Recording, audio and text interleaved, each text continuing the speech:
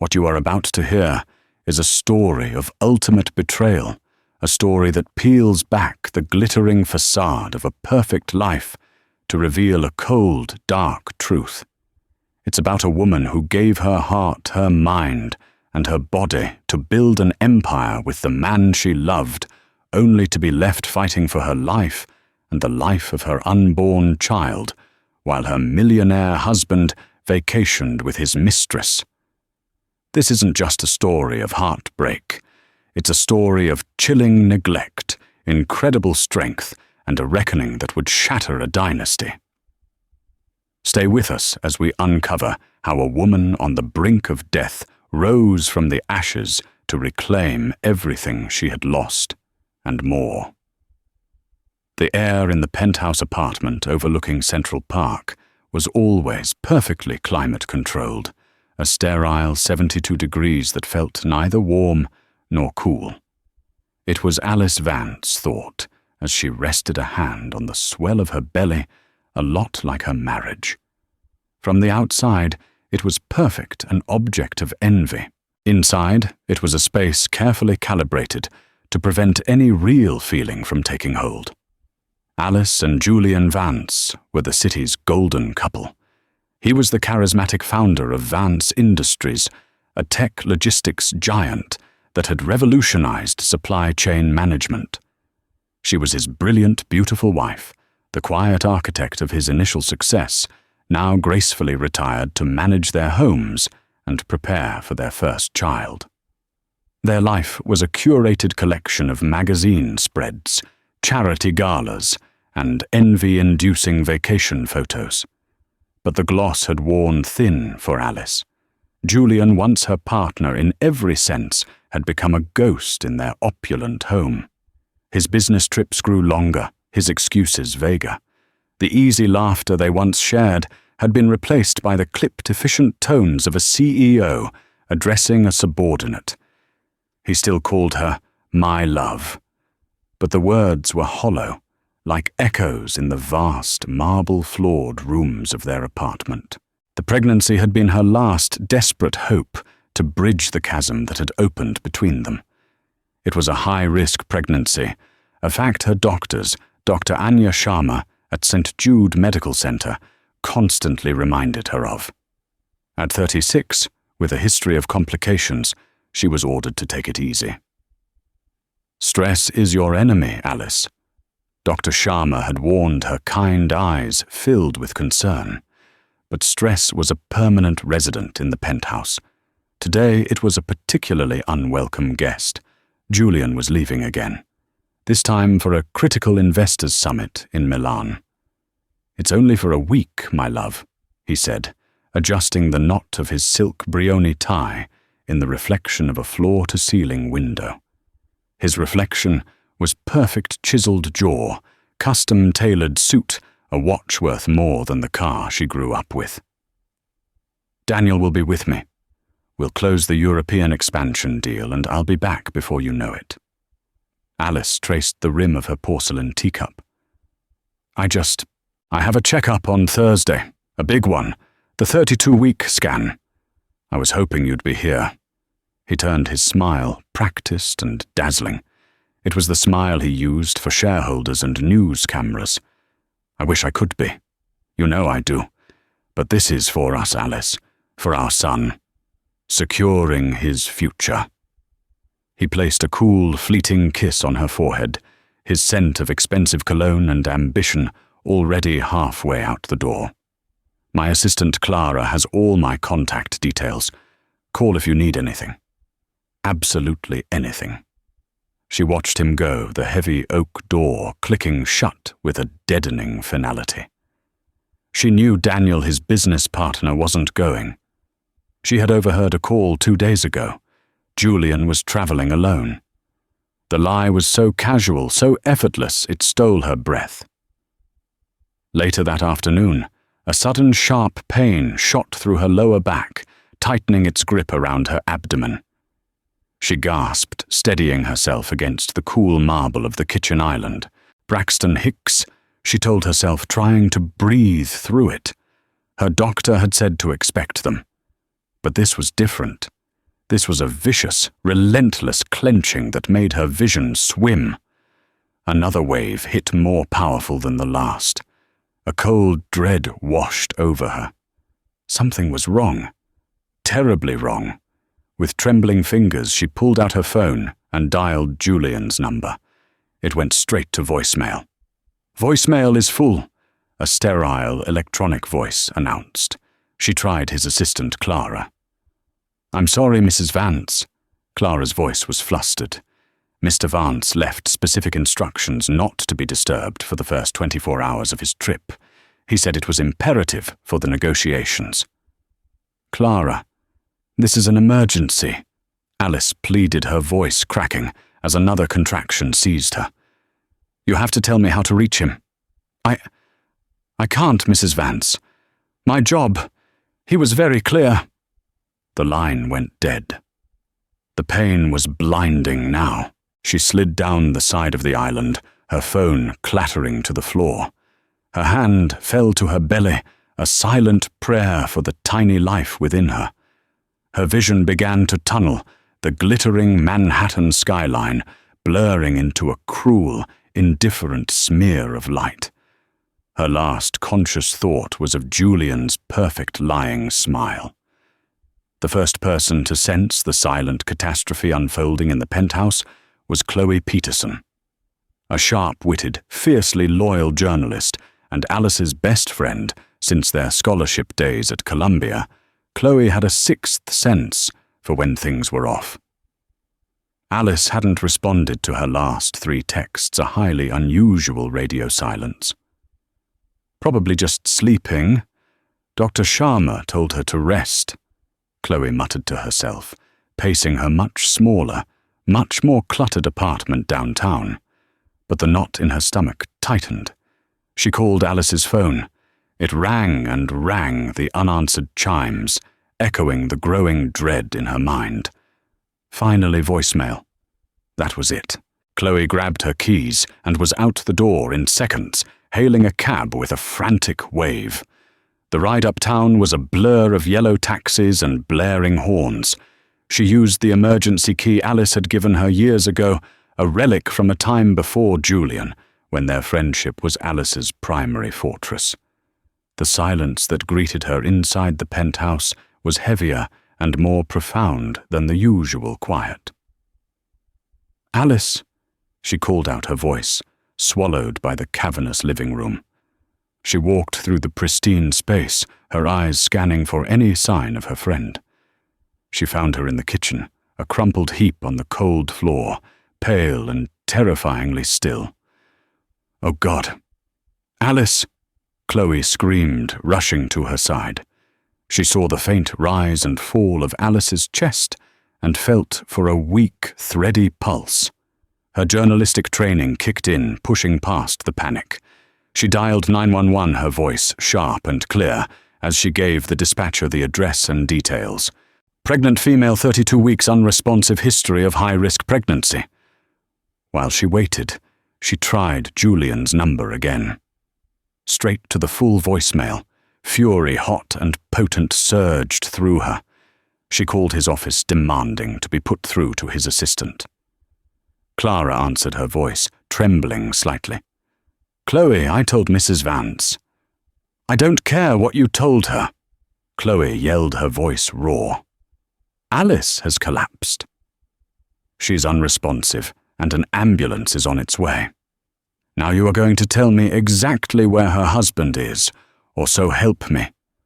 God, I will make it my life's mission to see this company's negligence plastered on the front page of every paper in this country." The threat worked. Clara, dissolving into sobs, confessed. "He's not in Milan. He's in Lake Como, at the Villa d'Este. He's not alone. He's with a woman named Isabella Rossi. I wasn't supposed to say anything. He'd fire me." The name hit Chloe like a punch to the gut. Isabella Rossi, a leggy, ambitious VP from a rival firm who had been circling Julian for months, her predatory gaze a common topic of gossip in their social circles. Lake Como. Not a sterile boardroom, but one of the most romantic spots on Earth. The paramedics arrived a whirlwind of efficient life-saving motion. As they worked on Alice, stabilizing her before moving her to the gurney, Chloe felt a cold, hard resolve settle in her heart. She took a picture of Alice on the floor with her phone, a brutal, heart-breaking image. Then she began making calls. First to Dr. Sharma, who met them at the emergency room of St. Jude's, her face a mask of professional gravity. "It looks like a placental abruption," Dr. Sharma said, grimly, after a preliminary examination in the ER bay. "A severe one. We need to get her into surgery right now. We have to perform an emergency C-section to have any chance of saving the baby, and we need to control her bleeding to save her." "And Julian?" the doctor asked, looking at Chloe. "Where is her husband?" "He's unreachable." Chloe said the words, tasting like poison. "It's just us." As they wheeled Alice towards the operating theatre, the rhythmic beeping of the heart monitor was the only sound in the sterile hallway. Chloe stood watching her phone, clutched in her hand. She forwarded the photo of Alice to Julian's work email with a single damning subject line, "Your wife." Then she began dialing the number for the Villa d'Este in Lake Como, Italy. She would tear through heaven and hell to make him answer for this.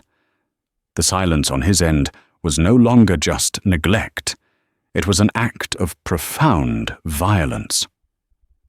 While Alice fought for her life under the harsh fluorescent lights of an operating room, Julian Vance was surrounded by beauty. Lake Como was a masterpiece, the deep blue water cradled by mountains cloaked in lush greenery. He and Isabella Rossi were on a private Riva speedboat, the polished mahogany deck gleaming under the Italian sun. A bottle of chilled Prosecco sat between them, and Isabella's laughter light and musical danced on the breeze. Isabella was everything Alice was not. Where Alice was thoughtful and introspective, Isabella was vivacious and demanding of attention. Where Alice's beauty was quiet and classic, Isabella's was bold and overtly sensual. She draped herself over Julian, her perfectly manicured hand resting on his thigh, her red lips perpetually curved in a seductive smile. "Isn't this better than some stuffy summit in Milan?" she purred, leaning in to kiss his neck. "No boring PowerPoints, no old men talking numbers." "Infinitely better," Julian agreed, his arm tightening around her. He felt a surge of liberation. With Isabella, life was simple. It was about pleasure acquisition and admiration. There were no difficult conversations about feelings, no worried glances about a high-risk pregnancy. Alice, in recent months, had become a walking, breathing embodiment of responsibility, a constant, silent reminder of a life he was beginning to find suffocating. His phone, a secondary device he used for privacy, buzzed on the seat beside him. It was his main office line being forwarded. He glanced at the caller ID, Chloe Peterson. He rolled his eyes and declined the call. "Friend of the wife," he said with a dismissive wave of his hand. "Probably wants to debate the color of the nursery again." Isabella traced a finger along his jawline.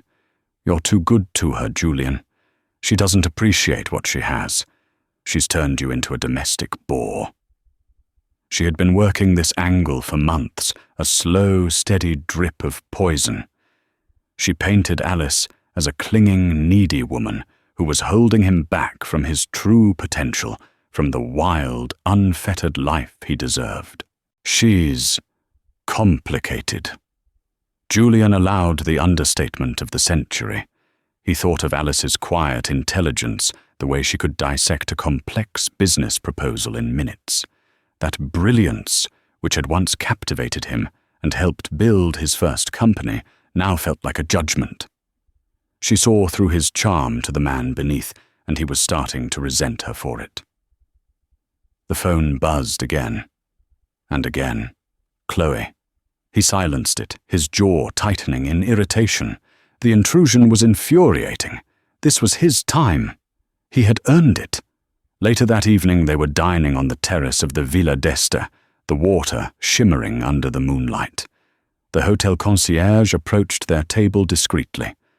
"Pardon me, Mr. Vance," the man said in accented English. "There is a very urgent call for you from New York, a Miss Chloe Peterson. She has called 12 times and insists it is a matter of life and death." Julian's annoyance flared. "I am not to be disturbed. I left explicit instructions." "Sir, she was very specific. She mentioned St. Jude Medical Center and your wife." A flicker of unease, cold and unwelcome, penetrated Julian's bubble of pleasure. St. Jude's? That was Alice's hospital. But it was probably just a panic attack. She was prone to anxiety. He sighed, the picture of a put-upon husband. "Fine," he snapped, pushing his chair back. "I'll take it in my suite." Isabella watched him go, a triumphant smirk playing on her lips. She took a delicate sip of her wine.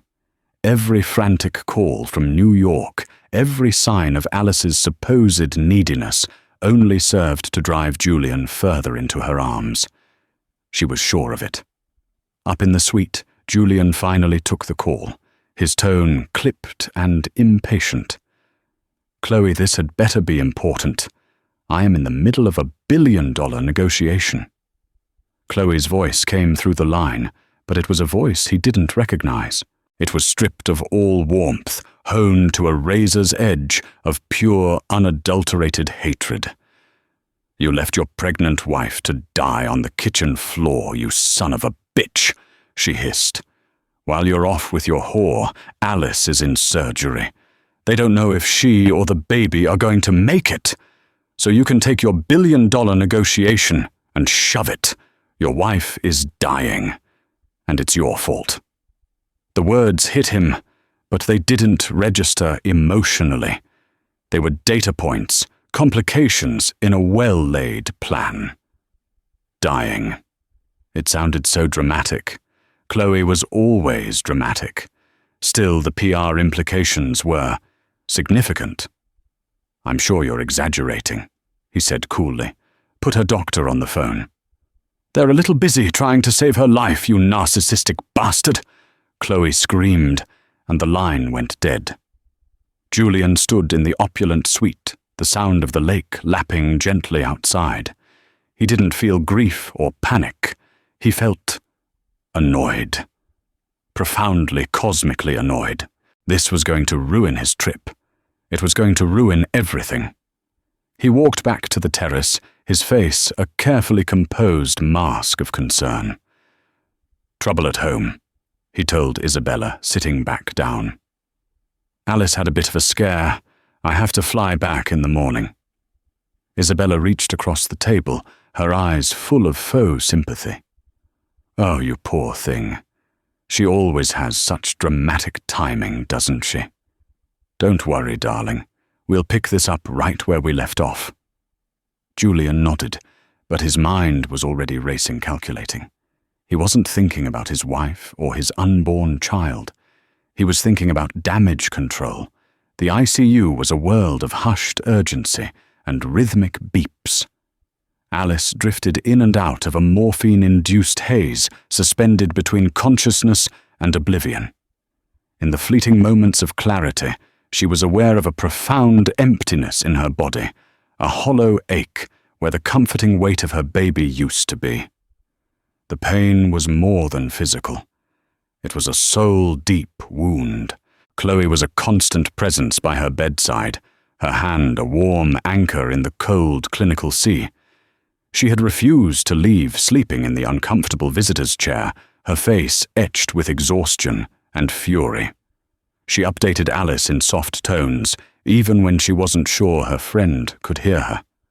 "Your son is a fighter, Alice," she whispered, her voice thick with emotion. "He's so small, just under 4 pounds.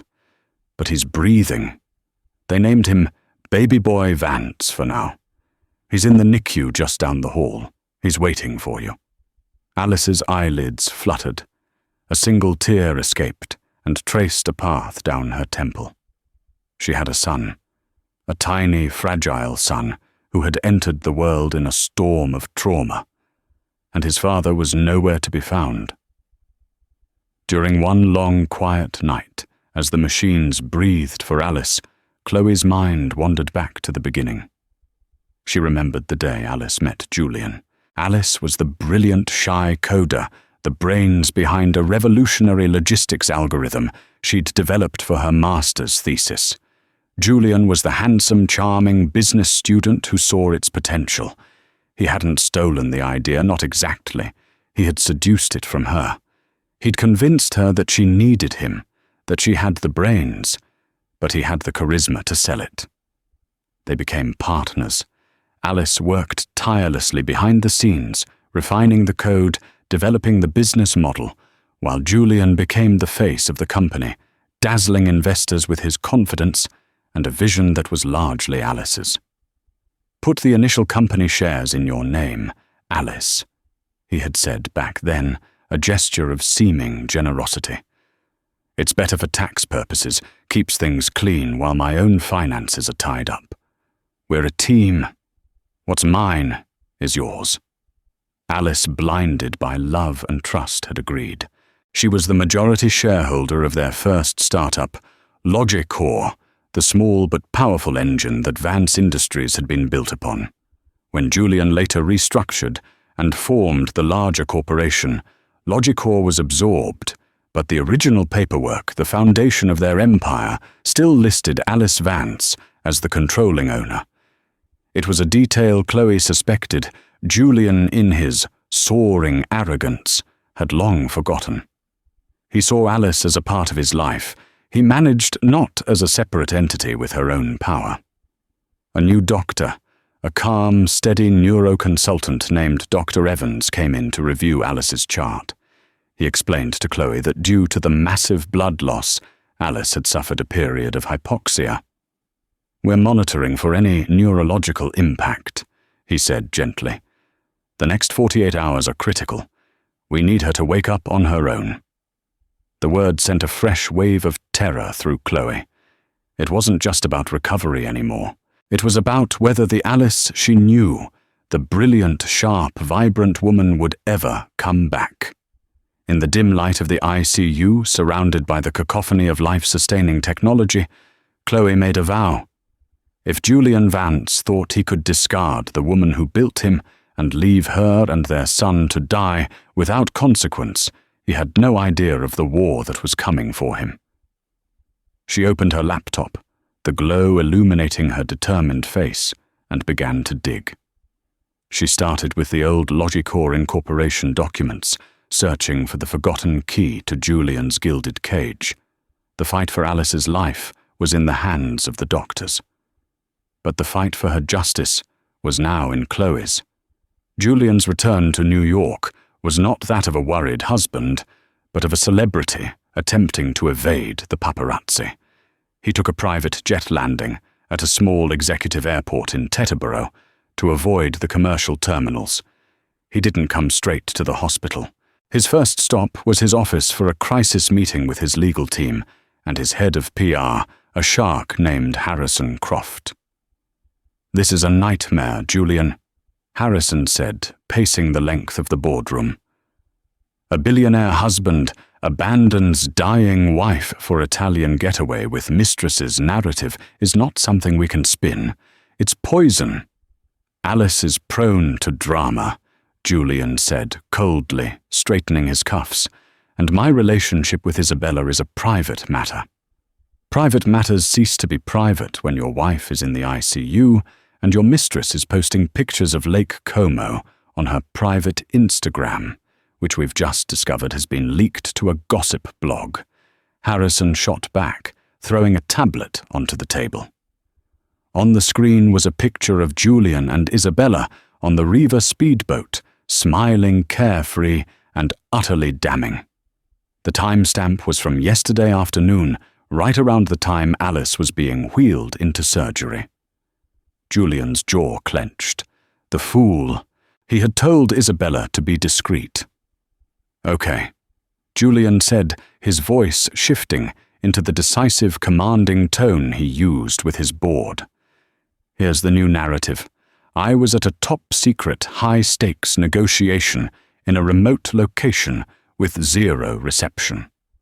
The deal was critical for national economic interests. We can spin a patriotic angle. The moment I received word, I dropped everything and rushed to her side. We control the timeline. We control the story. He finally arrived at St. Jude's, almost 36 hours after Alice's collapse. He was a portrait of contrived grief, his face pale from jet lag. Not worry, his eyes, shaded with designer sunglasses, he didn't remove until he was inside the building. He strode to the ICU reception desk, expecting deference and hushed sympathy. Instead, he found Chloe standing there, as if she were a gatekeeper to hell itself. Her eyes were red-rimmed from exhaustion, but her glare was pure fire. "You're not allowed in," she said, her voice low and lethal. Julian let out a short, incredulous laugh. "Excuse me, that is my wife in there. Who the hell are you to tell me what I can and cannot do? I'm the person who found her on the floor after you left her to die." Chloe shot back, stepping directly in his path. "I'm her emergency contact, her next of kin, her medical proxy as of 2 hours ago, when she had a moment of lucidity and signed the paperwork. And on her behalf, I'm telling you to get the hell out." Julian's face went from disbelief to rage. "That's absurd. She's not in her right mind. I am her husband. I make the decisions. You gave up that right when you were sipping Prosecco in Lake Como." A new voice cut in. Dr. Sharma had emerged from the ICU, her face a mask of cold disapproval. "Mr. Vance, your wife's condition is extremely fragile. She has been through a traumatic ordeal. The presence of a significant stressor, which I'm sorry to say you currently are, is medically inadvisable." The public humiliation delivered by a doctor in front of nurses and other visitors was more than Julian could stand. His facade cracked. "This is ridiculous," he boomed, his voice echoing in the quiet hallway. "I pay for this entire hospital wing's charity dinners. I will have your job, I will sue you, and I will sue this entire hospital for..." "For what?" Chloe interrupted, her voice dangerously calm. "For honoring the wishes of your patient, for protecting her from the man whose name she flinched at when she first woke up. You don't get to command your way through this, Julian. This isn't your boardroom. There's no one here you can bully or buy."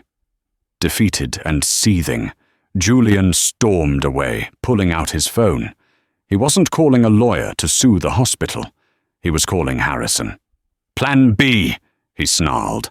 "We need to prove she's mentally incompetent. Get the best psychiatric experts money can buy. We'll say her friend is manipulating her in a vulnerable state. We're going to take control of her care, and we're going to do it now." He didn't ask about his son. He didn't ask for details on Alice's condition. His only concern was winning, re-establishing control. He saw his wife not as a person, but as a rogue asset that needed to be managed, and he would use every ounce of his wealth and power to bring her back under his command. The days that followed were a quiet, brutal war fought in the hushed corridors of the hospital. Julian's lawyers sent a barrage of letters and motions trying to challenge Alice's medical proxy and establish his own guardianship. They painted Chloe as a manipulative opportunist and portrayed Alice as a confused, unstable woman being unduly influenced. But they underestimated two things: the bond between the two women and the steel that was beginning to form in Alice's veins. As the fog of medication and trauma slowly lifted, Alice's mind cleared. The grief was a physical presence, a crushing weight on her chest, but beneath it a new feeling was taking root, a cold, crystalline rage. Every new legal threat from Julian, every condescending report from one of his hired-gun psychiatrists who tried to interview her, chipped away at the loving, trusting woman she had been, and forged something harder, more resolute in her place. Her first visit to the NICU was the turning point. Seeing her son tiny and fragile in his incubator, a web of wires and tubes connecting him to the beeping machines that sustained him, broke her heart and rebuilt it into a fortress. He was so small, his skin translucent, his breaths shallow. Yet he was fighting. With every tiny beat of his heart, he was fighting to live. "I'm going to name him Leo," she whispered to Chloe, her fingers pressed against the plastic of the incubator. "For Lion. For his lion heart." In that moment, she knew she had to fight too. Not just for herself, but for Leo. She would not let her son be raised by a man like Julian. She would not let him be a pawn in a narcissist's game. "Chloe," she said, her voice weak but firm back in her hospital room. "You were right about everything. I was so blind." "You were in love," Chloe corrected gently. "That's not a weakness." "It is when you love a monster," Alice replied, her gaze distant and hard. "He left us. He left Leo to die." She took a deep breath. "Get me a lawyer. Not just a divorce lawyer. Get me the most ruthless corporate litigator you can find. Someone who eats men like Julian for breakfast." Chloe knew just the person. She called Marcus Thorne, a legendary attorney, known for his brilliant, merciless tactics in the courtroom. He was expensive, feared, and precisely what they needed. Marcus Thorne arrived the next day. He was an older, impeccably dressed man with eyes that missed nothing. He listened patiently as Alice, with Chloe's help, recounted her story. She told him about her role in the company's founding, about the algorithm she designed, and most importantly, about the Logicore shares Julian had put in her name all those years ago.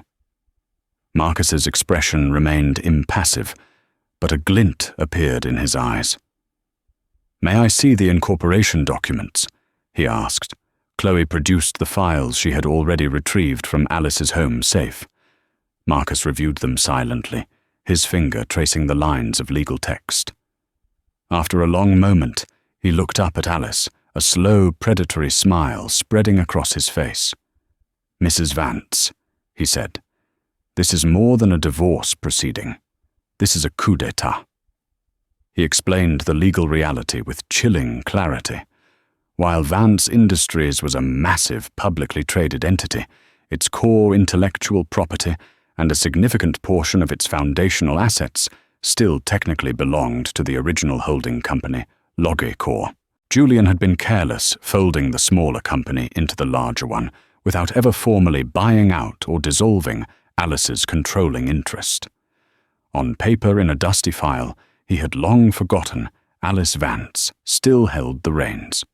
"He doesn't just need your signature for a divorce settlement, Mrs. Vance," Marcus explained. "He needs it for his entire empire. Without your consent, a skilled legal team can argue that every major decision Vance Industries has made for the past decade has been technically illegitimate." Alice stared at him, the full magnitude of his words sinking in. Julian hadn't just made a mistake. His arrogance had handed her a weapon of mass destruction. "He thinks I'm a broken, hysterical woman," Alice said, her voice barely a whisper, but laced with newfound power. "He thinks he can have me declared incompetent and take control. Then we shall let him think that," Marcus said, closing the file with a soft, definitive snap. "We will be silent. We will let him escalate his attacks. And when he is at his most confident, most arrogant, and most exposed, you will not just divorce him, you will dismantle him." The plan was set. Alice focused on her recovery, on the precious minutes she was allowed to spend with Leo each day, watching him grow stronger. But with every condescending letter from Julian's lawyers, with every news report of his carefully crafted, devoted husband narrative, her resolve hardened. He was playing a game of public perception. She was preparing for a war of corporate annihilation. Julian Vance felt the tide turning in his favor. His PR campaign was working beautifully. The narrative he and Harrison Croft had woven was taking hold. Julian, the workaholic titan of industry, had been tragically out of touch during a family crisis, but was now moving heaven and earth to care for his unwell wife, who was being cruelly influenced by a fame-seeking friend. His hired doctors had submitted reports questioning Alice's mental stability, citing postpartum psychosis and emotional distress. He had filed for emergency conservatorship, and the hearing was in 2 days. He was confident he would win. He was so focused on the personal battle that he completely missed the corporate one brewing in the shadows. He barely registered the innocuous email from the board secretary announcing a special emergency board meeting requested by a majority shareholder of a subsidiary holding company. He dismissed it as a minor administrative issue, something for his legal grunts to handle. He was far too busy planning how he would remove Chloe from the hospital and take control of Alice's and Leo's lives. On the morning of the board meeting, Julian strode into the gleaming glass and steel headquarters of Vance Industries, feeling triumphant. The meeting was a formality. He would deal with it quickly, then head to the courthouse to finalize his victory. He entered the boardroom on the 80th floor, a room that was his personal cathedral of power. The long mahogany table was surrounded by the faces of his hand-picked board members, men and women, who owed their careers and their fortunes to him. But at the head of the table in the chairman's seat, that was rightfully his, sat Marcus Thorne. And standing beside him, poised, elegant, and radiating an unnerving calm, was Alice. She was not the broken, frail woman he had imagined. She was dressed in a sharp, dark grey suit, her hair pulled back, her face composed. The only sign of her recent ordeal was a faint weariness in her eyes, but it was overshadowed by a glint of pure, unyielding steel. Chloe stood discreetly behind her, a silent sentinel. "Alice, what is this?" Julian stammered, his confident stride faltering. "You shouldn't be here. You should be in the hospital. I was discharged this morning. Julian." Alice said, her voice cool and even resonating with an authority he had never heard from her before. "And this is exactly where I need to be. Please take a seat." The board members shifted uncomfortably. Julian remained standing, sputtering. "This meeting is out of order. On what grounds?" "On the grounds that I, Alice Vance, as the 50% majority shareholder of Logicor Holdings, which owns the core patents and foundational assets of this entire corporation, have called it." Alice stated, her voice cutting through his bluster. A wave of confused murmurs went through the room. Julian stared at her, his mind struggling to process the information. Logicor. He hadn't thought about that name in a decade. Marcus Thorne stood and distributed a thick dossier to each board member. "Ladies and gentlemen," he began, his voice smooth as silk, "what you have before you is incontrovertible proof of Mrs. Vance's legal standing. You will find the original incorporation documents, the share certificates, and a detailed legal analysis showing that Vance Industries has been operating in a state of technical legal jeopardy for years, contingent on the goodwill of a shareholder who has been egregiously mistreated by its current CEO." He let that sink in before continuing. "Furthermore, we have evidence of Mr. Vance's gross negligence, moral turpitude, and misuse of corporate funds." He gestured to a second file which contained Julian's travel expenses for the business trip to Lake Como, the invoices from the Villa d'Este, and a sworn affidavit from his former assistant, Clara, detailing his instructions to lie about his whereabouts during a family medical emergency. Julian's face went white. This was impossible. It was a nightmare. This is a lie, a fabrication. She's mentally unstable. I have doctors' reports. You have reports from paid consultants who offered a diagnosis without full access. Alice interjected, her eyes locking onto his. I, on the other hand, have the full support of my actual medical team at St. Jude's, and more importantly, I have the votes.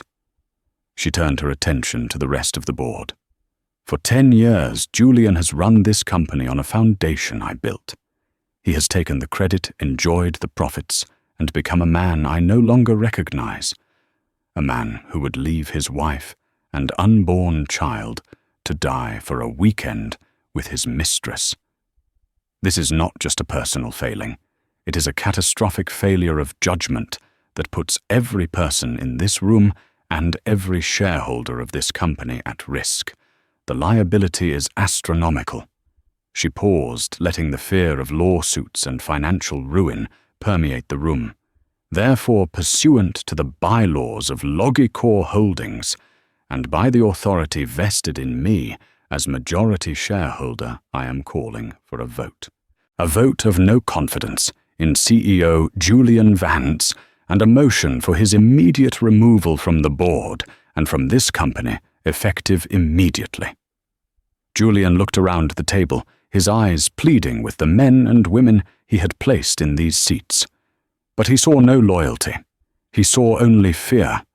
They looked at the mountain of evidence, at the calm, determined woman who held the legal kill switch to their entire enterprise, and they saw the end of their careers. They saw their own self-preservation. "All in favor," Alice said, her voice like the gavel of a judge. One by one, hands went up around the table. First a few, then a flood. It was unanimous.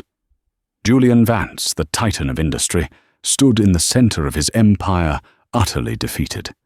He looked at Alice, the woman he had dismissed, underestimated, and discarded. And in her eyes he saw not hatred, but something far more devastating, indifference. She had already moved past him. "Security," Alice said calmly to the intercom on the table. "Please escort Mr. Vance from the premises. He is no longer an employee of this company." The fallout was immediate and brutal. The story of Julian Vance's spectacular ousting from his own company became the biggest news in the financial world.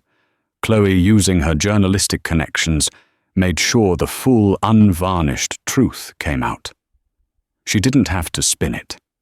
She just had to release the documents. The story wasn't just about a corporate coup. It was a deeply human drama of betrayal and hubris. The leaked photos of Julian and Isabella in Lake Como, contrasted with the stark reality of Alice's medical emergency, painted a portrait of a man so morally bankrupt that public opinion turned on him with vicious speed. Vance Industries' stock plummeted initially, then stabilized as Marcus Thorne and Alice released a statement outlining a clear plan for new leadership and a corporate restructuring focused on ethics and transparency. Alice, acting as interim chairwoman, was hailed as a quiet, powerful force who had reclaimed her own legacy. For Julian, the world he knew ceased to exist. His corporate credit cards were declined. His access to the company jet was revoked. The locks on the penthouse were changed. His assets, so deeply intertwined with the corporate structure he no longer controlled, were frozen pending the divorce settlement, which Marcus Thorne was ensuring would be swift and overwhelmingly in Alice's favor. He was a king without a kingdom, and his courtiers abandoned him just as quickly. Colleagues stopped returning his calls. The invitations to galas and exclusive clubs dried up. He was a pariah, a walking cautionary tale. The final and perhaps most predictable betrayal came from Isabella. She had hitched her wagon to a billionaire, not a disgraced unemployed man living out of a suitcase in a hotel he could barely afford. She met him for one last drink at a dimly lit bar, where no one would recognize them. "I can't do this, Julian." she said, not a trace of sympathy in her voice. "My career is in jeopardy just by being associated with you. This whole mess, it's just too much drama." "Drama?" Julian scoffed, a bitter laugh escaping his lips. "You loved the drama when it involved private jets and diamond bracelets." "That was fun. This is pathetic," she said, standing up and smoothing down her dress. "Goodbye, Julian." She left without a backward glance, leaving him alone with his drink and the ruins of his life. He was forced to sell his personal effects, his watches, his art collection, his sports car, just to cover his mounting legal fees. He moved into a small, sterile apartment, a place that felt more like a prison than a home. The silence was the worst part. It was a crushing, absolute silence, punctuated only by the news reports celebrating Alice's business acumen as she successfully navigated Vance Industries out of the crisis he had created. One evening, scrolling through the news on a cheap laptop, he saw a picture that stopped him cold. It was Alice leaving the St. Jude's Hospital, but she wasn't alone. She was carrying a small baby carrier. In it, nestled in blankets, was Leo. The caption read, "Alice Vance, the new powerhouse CEO of the rebranded Phoenix Logistics, takes her son Leo home for the first time." He stared at the image of the son he had never met, the child whose birth he had missed. He saw the strength in Alice's posture, the protective way she held the carrier, the small, determined smile on her face. There was no trace of the woman he thought he knew. In that moment, he finally understood. The karma wasn't the loss of his money or his power. That was just the consequence. The true karma, the true punishment, was the chilling, absolute knowledge that he had willingly thrown away the only two people in the world who might have ever truly loved him. He had traded a life of genuine substance for a fleeting, shallow pleasure, and in doing so had erased himself from his own legacy. He was nothing more than a ghost haunting the edges of a life that was now thriving without him. The silence in his empty apartment was the sound of his own irrelevance. 2 years passed. The name Vance Industries was gone, relegated to the annals of business history as a lesson in executive arrogance. In its place rose Phoenix Logistics, a name Alice had chosen herself. It was more than a rebranding, it was a resurrection. Under her leadership, the company was not only more profitable, but it was also a better place to work.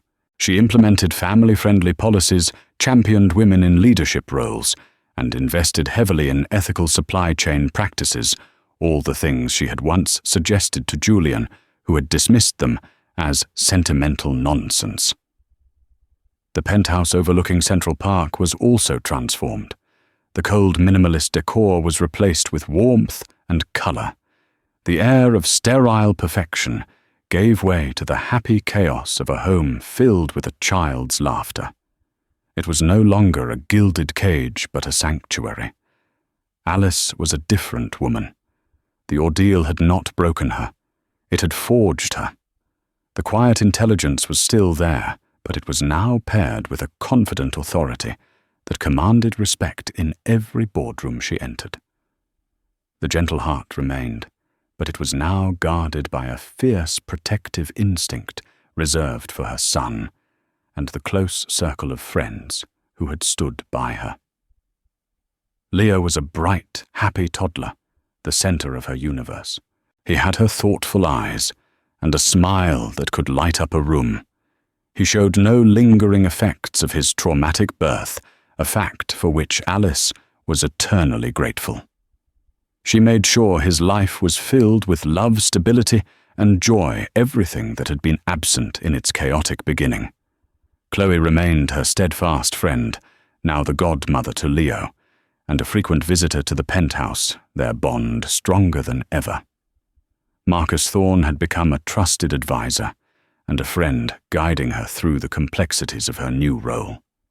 One crisp autumn afternoon, Alice was pushing Leo on a swing in a private park near their home. She was laughing her face, upturned to the sun, looking every bit the happy, fulfilled mother.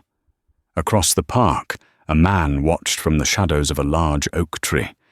He was thin, dressed in clothes that were clean but ill-fitting. His face was gaunt, his hair flecked with grey. It was Julian. He had tried to rebuild his life, but his name was toxic. No one would hire him. No one would invest in him. He did some low-level consulting under a different name, earning just enough to get by. He had followed the news of Alice's success obsessively, a masochistic ritual of torment. He had come to the park today, he told himself, just to see his son. But as he watched Alice and Leo, a wave of profound and suffocating regret washed over him. He saw the genuine, effortless joy between them.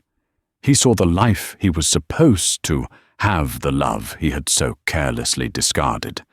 This was his son, his flesh and blood, and he was a complete stranger, a ghost watching from a distance. The boy would never know him, and Alice, the woman who had once been his entire world, now lived in a universe where he didn't even exist. He knew then that approaching them would be a selfish, destructive act. It wouldn't be for Leo. It would be for him a pathetic attempt to reclaim a piece of what he had thrown away. With a final lingering look at the family he had forfeited, he turned and walked away, disappearing into the anonymous crowds of the city. Alice felt a momentary chill, a flicker of something on the edge of her senses. She glanced around her eyes, scanning the park. She saw nothing, just other families enjoying the afternoon sun. She dismissed the feeling and turned back to her son, who was giggling, reaching his little hands out to be pushed higher. "Higher, Mama, higher!" Leo squealed with delight. Alice smiled, her heart full. "Higher, it is my little lion," she said, giving the swing a gentle push, sending him soaring up into the bright, clear sky. She had her son, she had her freedom, and she had built a new life from the ashes of the old one. She didn't need to look back. Everything she could ever want was right here, soaring into the future. Alice's story is a powerful testament to the resilience of the human spirit. It serves as a stark reminder that true wealth isn't measured in stock portfolios or luxury penthouses, but in integrity, love, and the strength to stand up for what is right. She was pushed to the absolute brink, betrayed by the one person who should have protected her, but she refused to be a victim. Instead, she transformed her deepest pain into her greatest power, not just for revenge, but to build a better future for her son and a more ethical empire. Her journey from a hospital bed to the head of the boardroom is an inspiration. If this story of justice and empowerment moved you, please take a moment to hit the like button and share it with someone who might need to hear it. Don't forget to subscribe to our channel and click the notification bell so you never miss a story of karma resilience and the incredible power of fighting back. Thank you for listening.